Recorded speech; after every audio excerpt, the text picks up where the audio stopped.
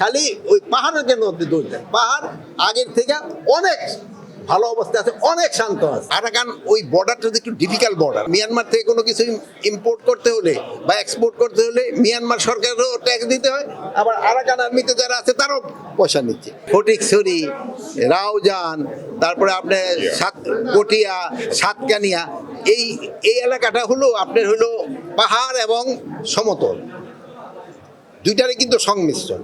আর চিটাগাং ডিভিশনের হলো আরেকটা হলো, এই ডিভিশনের মধ্যে পড়তে সব পাহাড়, সমতল ভূমি এবং সবুজ বনাঞ্চল এখানে।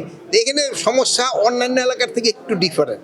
এই জায়গার সমস্যা নেই। আমরা এই ব্যাপারে আলাপ করছি যে রাউজানের যে ভাই যেটা বললেন, ইনি সত্যি কথা বলছেন, যেটা কীভাবে করে নিয়ে আসে। যেখানে এখান থেকে অনেক সময় সন্ত্রাসীরা অপকর্ম করে ওই পাহাড়ের দিকে চলে যায়। এখন পাহাড় ওই তুলনা করতে গেলে পাহাড় পুরোটা শান্ত।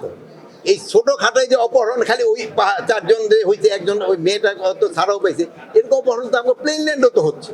খালি ওই পাহাড়ের কেন দোষ দেন। পাহাড় আগের থেকে অনেক ভালো অবস্থা আছে, অনেক শান্ত আছে, সীমান্ত পুরাভাবে রক্ষিত আছে। আর আপনারা এইভাবে আপনাদের সাহায্য এবং সহযোগিতা করে যাবেন।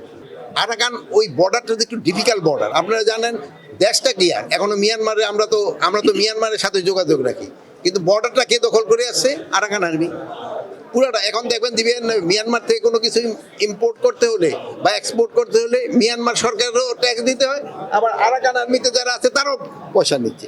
এই কিন্তু একটা সমস্যা তো আছে, এটা তো আপনাদের বুঝতে হবে। বাট এটা সমস্যাটা সমাধান করার জন্য চেষ্টা করা হচ্ছে।